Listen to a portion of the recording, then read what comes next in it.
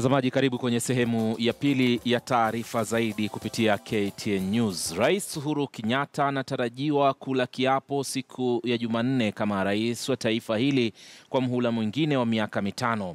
Tayari kamati inayoshughulikia maandalizi hayo ilianza kazi mara moja kwa kuzuru uwanja wa michezo wa Kasarani ambako hafla hiyo itafanyika. Wakati huo huo, mrengo wa NASA ungali unatishia kwamba kumwapisha kinara wao Raila Odinga, huku wakishikilia kuwa kamwe hawatatambua serikali ya Jubilee na viongozi wake. Mwandishi mwenzangu Chris Thairu anatuarifu zaidi. Amekuwa amiri jeshi mkuu wa majeshi yote ya ulinzi ya Kenya. Itakuwa mara ya pili kwa Rais Uhuru Kenyatta kula kiapo cha rais wa Jamhuri ya Kenya baada ya kufanya hivyo mara ya kwanza Aprili mwaka 2013. Kulingana na katiba ya Kenya mwaka 2010, shughuli hii inastahili kufanyika siku 7 baada ya mahakama ya juu kutoa uamuzi wake.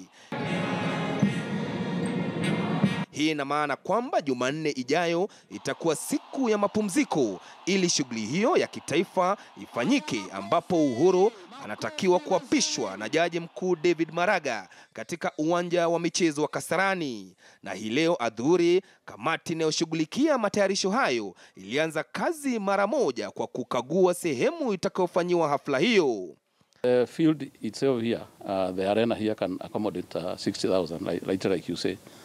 But we also have the spillover areas that we have identified.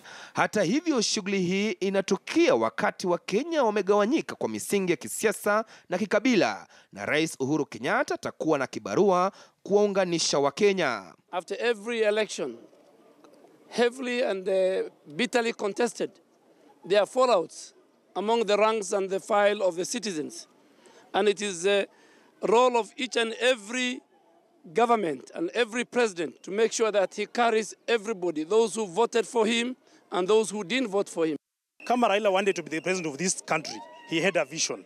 If Uhuru wanted to be the president of this country, they all have a vision for this country. These are two people who can sit together, alafu waongee, alafu wajue nini yenye inafanyika. Itabidi Uhuru, si alisema ataongea na Raila, amuite waongee bila kusikiza watu wengine kando kando.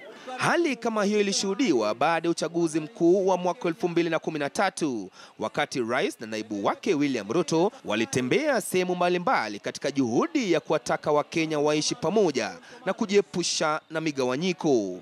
A legal solution may not be a solution in the circumstances.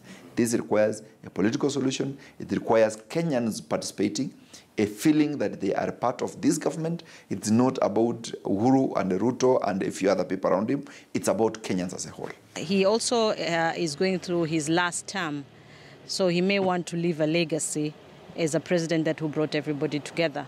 He has nothing to lose. The burden is in 2022 is for the deputy or any other aspirant.